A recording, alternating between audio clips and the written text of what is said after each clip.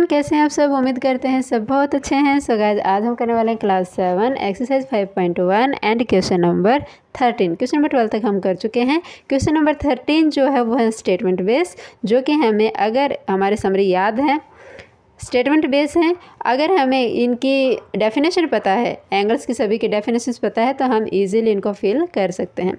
सो देखिए, first part है if two angles are complementary. अगर दो एंगल हमारे पास क्या है, कॉम्प्लीमेंट्री हैं, then the sum of their measure is, जो कि हम कर चुके हैं।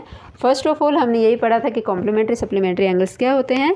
तो जो कॉम्प्लीमेंट्री एंगल होते हैं, किन्हीं दो एंगल्स का सम जब कितना हो, कॉम्प्लीमेंट्री एंगल्स में हमने पढ़ा था, अगर हमारा एंगल ए प्लस बी है वो 90 डिग्री हो तो वो क्या होते हैं, कॉम्प्लीमेंट्री एंगल होते हैं। तो इनका आंसर आ जाएगा the sum of their measure is 90 degree. ठीक है, फर्स्ट पार्ट कंप्लीट। सेकंड है if two angles are supplementary. अगर हमारे पास दो एंगल सप्लीमेंट्री हो, तो हमने पढ़ा था सप्लीमेंट्री एंगल्स के लिए एंगल ए और बी का सम कितना होता है, 180 डिग्री। तो इसमें हम फिल करेंगे सम ऑफ मेजर इज 180 डिग्री। इसी तरह इसका third part, to angles forming a linear pair.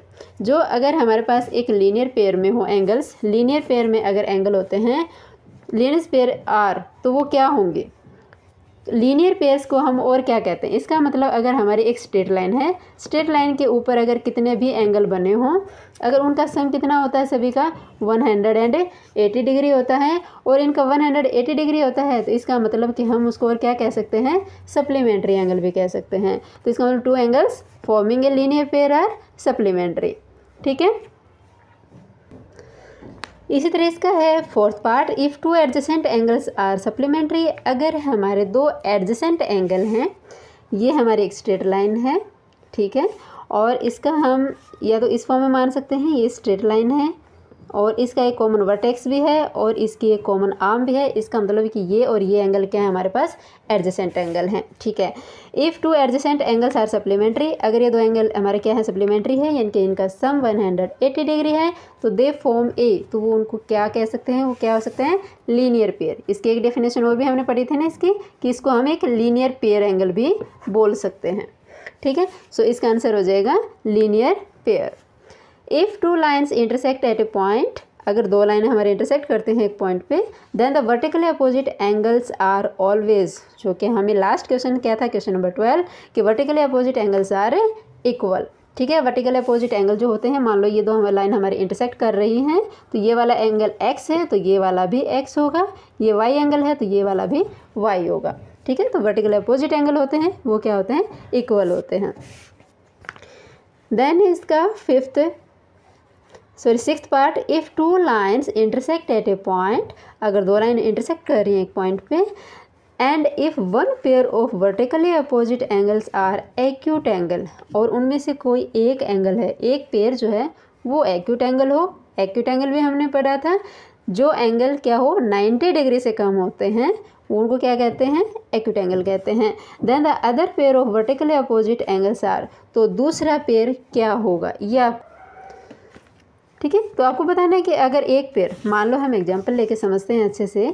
एक हमारे पास ये है, दो लाइन इंटरसेक्ट कर गई हैं, यहाँ पर एक एंगल हमने x है और इस x की वैल्यू मान ली, क्योंकि ये कह रहा है कि एक पेयर जो है ना, ये वाला पेयर, ये क्या कौन सा एंगल होना चाहिए, एक्यूट एंगल होना चाहिए। और एक्यूट एंगल कौन से एंगल होते हैं, जो क्या होते हैं, लेस देन 90 डिग्री होते हैं। तो लेस देन 90 हम मान लेते हैं, यहाँ पे 70 डिग्री मान लिया। ठीक है, तो इस कहते हैं कि इसका दूसरा पेयर जो हम यहाँ y वैल्यू रख रहे हैं, इनकी वैल्यू क्या होगी, वो कौन से एंगल होंगे, वो एक्यूट में ही रहेंगे, ऑब्टूस में रहेंगे, या राइट एंगल होंगे, ये आपको बताना है। ठीक है, उम्मीद करती हूँ आपको ये स्टेटमेंट समझ में आ गए होगी।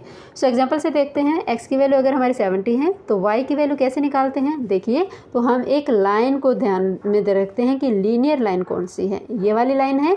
इस लाइन के ऊपर जो भी एंगल बने होते हैं उनको दोनों का सम कितना होता है, 180 डिग्री होता है। इसका मतलब कि y और प्लस 70, इसका सम कितना होना चाहिए, 180 डिग्री होना चाहिए। तो यहाँ से y की वैल्यू निकाल सकते हैं। y की वैल्यू हो जाएगी 180 माइनस 70 डिग्री, जो कि हो जाएगा 110 डिग्री। तो 110 डिग्री है वो क्या है, ग्रेटर देन 90 है। ग्रेटर देन 90 है बट लेस देन 180 है। इसका मतलब ग्रेटर देन 90 है तो कौन से एंगल होते हैं, वो होते हैं हमारे ऑब्ट्यूस एंगल। ठीक है, कौन से एंगल होते हैं, ऑब्ट्यूस एंगल। इसका मतलब जो सेकंड पेयर होगा वो कौन से एंगल होगा, ऑब्ट्यूस पेयर में होंगे। ठीक है, सो गाइस ये था हमारा क्वेश्चन नंबर 12। देखिए अब हम करते हैं क्वेश्चन नंबर 14। लास्ट क्वेश्चन है हमारे इस एक्सरसाइज का। ये आपको फिगर दी गई है, इस फिगर को देखते हुए आपको कुछ क्वेश्चंस के आंसर करने हैं। 5 क्वेश्चंस हैं, इनके 5 पार्ट हैं इसके, और इस फिगर को देखते हुए आपको बताना है। जो स्टेटमेंट हम लास्ट में कर चुके हैं, जो भी डेफिनेशन हमने पढ़ी हैं, उन्हीं के ऊपर बेस्ड है। सो देखिए फर्स्ट पूछा है कि ऑब्टूस वर्टिकली अपोजिट एंगल कौन से हैं। तो ऑब्टूस एंगल पता होना चाहिए। ऑब्टूस एंगल हमने बताया था 90 डिग्री से ग्रेटर होते हैं, तो वो होते हैं हमारे ऑब्टूस एंगल। और ऑब्टूस एंगल का वर्टिकली कौन सा होगा, तो देखिए 90 डिग्री से अपोजिट, इसका मतलब कि कौन सा एंगल है हमारा, ये वाले एंगल होंगे ए ओ और डी। ए ओ और डी, यानी कि ये वाला जो एंगल होंगे, देखिए ए ओ और डी, यानी कि ए ओ डी, ये वाला जो कंप्लीट एंगल हमारा बनेगा ये ऑब्टूस एंगल होगा। और इसका वर्टिकली अपोजिट बताया है। वर्टिकली अपोजिट का मतलब इसके सामने, जस्ट सामने कौन सा एंगल है, तो इसके सामने वाला तो एंगल है हमें यही दिखाई दे रहा है, बी ओ सी, बी ओ और सी। ठीक है, तो ये हो जाएंगे इसका वर्टिकली अपोजिट एंगल, बट कौन से, ऑब्टूस एंगल, क्योंकि ये 90 डिग्री से ग्रेटर देन है और 180 से कम है। ठीक है, तो 90 से ज़्यादा है, तो इसका मतलब ये हो जाएगा हमारा फर्स्ट जो पार्ट है उसका आंसर हो जाएगा ए ओ डी, और हमारा एंगल इसका वर्टिकल अपोजिट है बी ओ सी, बी ओ सी। ठीक है, ये है ऑब्टूस वर्टिकली अपोजिट एंगल। इसका सेकंड पार्ट पूछा है कि एडजेसेंट कॉम्प्लीमेंट्री एंगल कौन से हैं। तो एडजेसेंट एंगल के लिए हमें पता होना चाहिए कि जिसकी कॉमन वर्टेक्स हो, कॉमन आर्म हो, तो वो होते हैं हमारे एडजेसेंट एंगल। एडजेसेंट के साथ साथ हमें बताना है कि इस कॉम्प्लीमेंट्री एंगल, एडजेसेंट भी होना चाहिए और कॉम्प्लीमेंट्री भी होना चाहिए। कॉम्प्लीमेंट्री का मतलब कि उनका सम कितना हो, 90 डिग्री हो। 90 डिग्री हो तो हमें परपेंडिकुलर लाइन हमें ये दिख रही है, इस लाइन के ऊपर हमें परपेंडिकुलर ड्रॉ किया गया है, तो इसका मतलब यहाँ पर जो एडजेसेंट एंगल हैं तो बिल्कुल साथ में होंगे और उनके एक कॉमन आर्म भी होगी और कॉमन वर्टेक्स भी होगा। इसका मतलब कि ये और ये एंगल हमें बिल्कुल पास में दिखाई दे रहे हैं और परपेंडिकुलर लाइन के बिल्कुल पास में है। ठीक है, इसके साथ में मतलब परपेंडिकुलर लाइन ड्रॉ की है, तो इसका मतलब ये जो एंगल है वो 90 डिग्री का है और इसके साथ में है ये एंगल है, तो एडजेसेंट एंगल है, तो ये हो जाएंगे हमारे एडजेसेंट कॉम्प्लीमेंट्री एंगल्स। अब इनका नाम क्या देंगे, ई ओ ए कह लो या ए ओ ई कह लो। ठीक है, इसका सेकंड पार्ट जो होगा वो होगा ए ओ और ई। दूसरे हमारे ये वाला एंगल है और एक ये वाला एंगल कौन सा होगा, ए ओ बी या बी ओ ए। ठीक है, तो ये हो जाएगा इसका सेकंड पार्ट। अब हम बढ़ते हैं इसी के थर्ड पार्ट की ओर। थर्ड पार्ट में पूछा है इक्वल सप्लीमेंट्री एंगल कौन से हैं।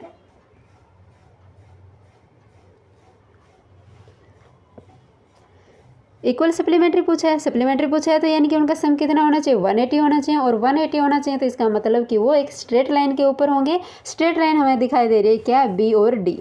ठीक है, बी डी लाइन के ऊपर हमें कौन कौन से एंगल दिखाई दे रहे हैं, सम सप्लीमेंट्री, यानी कि ये वाला एंगल और ये वाला एंगल। ठीक है, तो ये वाले एंगल का नाम हमारा क्या है, ई ओ बी या बी ओ ई, बी ओ ई एंगल है, और दूसरे हमारा है ई ओ डी, ई ओ और डी, क्योंकि इन दोनों को जब हम करते हैं सम तो उसका आता है सप्लीमेंट्री, यानी कि 180 डिग्री।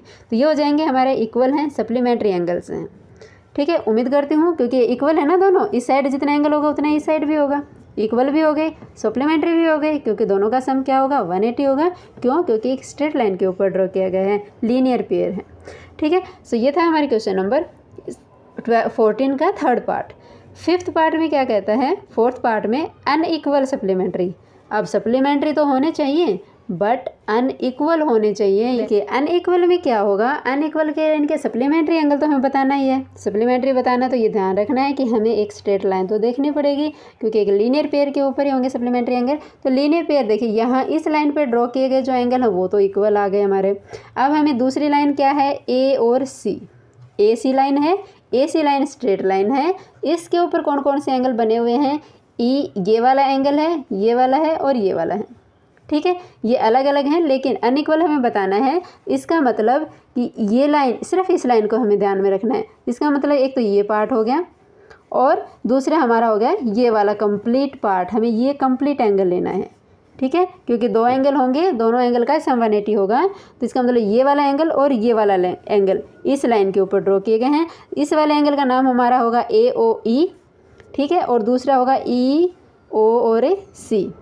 ई ओ सी, ई ओ और सी। तो ये जो एंगल हैं वो कौन से हैं, अनइक्वल हैं और सप्लीमेंट्री एंगल हैं। ठीक है, सो ये है हमारा फोर्थ पार्ट, अनइक्वल और सप्लीमेंट्री बताने हैं। अनइक्वल सप्लीमेंट्री ए ओ ई हो गया और ई ओ सी हो गया। सो ये है हमारा फोर्थ पार्ट। फिफ्थ पार्ट में क्या कहता है, सो गाइस इसका लास्ट एंड फिफ्थ पार्ट है 14 क्वेश्चन, फिफ्थ पार्ट। यही आपको फिगर दोबारा से ड्रॉ कर दी गई है क्लियर करने के लिए। तो ये आपको जो फिगर दी गई है इसमें आपको बताना है एडजेसेंट एंगल बताने हैं। ठीक है, एडजेसेंट एंगल का मतलब आपको पता होना चाहिए, बिल्कुल पास में एंगल होंगे, कॉमन वर्टेक्स होगा, कॉमन आर्म होगी उनकी। तो एडजेसेंट एंगल होने चाहिए but don't form A linear pair, यानी कि बट वो लीनियर पेयर नहीं होने चाहिए, मीन्स कि एक स्ट्रेट लाइन के ऊपर ड्रॉ नहीं होने चाहिए। तो एडजेसेंट होने चाहिए, तो वो कौन कौन से पेयर हैं आपको बताना है। तो देखिए जैसे कि हम फिगर में देख रहे हैं ए ओ और बी, यानी कि पहले तो ये देख लीजिए कि इंटरसेक्टिंग लाइन है, दो लाइन है ए सी और बी डी। ठीक है, ए सी और बी डी दो लाइन है, इन लाइन के ऊपर नहीं होना चाहिए, ये ध्यान रखना, कंप्लीट लाइन के ऊपर नहीं होना चाहिए एडजेसेंट एंगल। ठीक है, तो यहाँ से कौन सा पेयर बनेगा, अगर मैं ये वाला एंगल लेती हूँ, ये वाला एंगल और ये वाला एंगल दोनों एडजेसेंट एंगल तो हैं, बट ये सिर्फ यहाँ इतने लाइन के ऊपर ड्रॉ किए गए हैं, इस तरह ये फिगर है सिर्फ इसकी। ठीक है, ये वाली फिगर है, इस फिगर पे है, ये लीनियर पेयर नहीं है और एडजेसेंट एंगल है। तो एक पेयर हमारा हो जाएगा क्या, ए ओ बी और ए ओ ई। ठीक है, एक पेयर ये हो गया। इसी के बाद एक पेयर ये भी हमें दिख रहा है, यहाँ से ए ओ से लेके और डी तक, यहाँ से यहाँ तक, ये वाली फिगर दिख रही है, क्योंकि ये और ये भी तो एडजेसेंट एंगल हैं, दोनों की एक कॉमन आर्म भी है और दोनों यहाँ पर एक कॉमन वर्टेक्स पे भी मिल रहे हैं।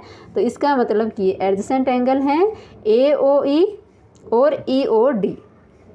ठीक है, एक पेयर हमारा ये और ये वाला हो जाएगा।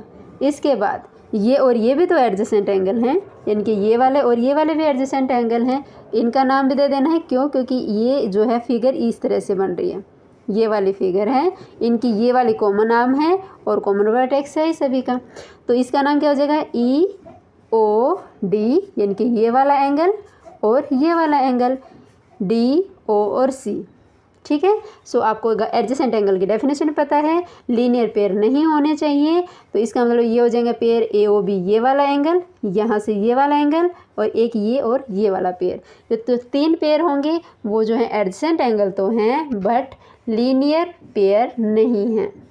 ठीक है, और उम्मीद करती हूँ गाइज आपको एक क्वेश्चन नंबर 14 क्लियर हो गया होगा, सारे स्टेटमेंट बेस्ड थे।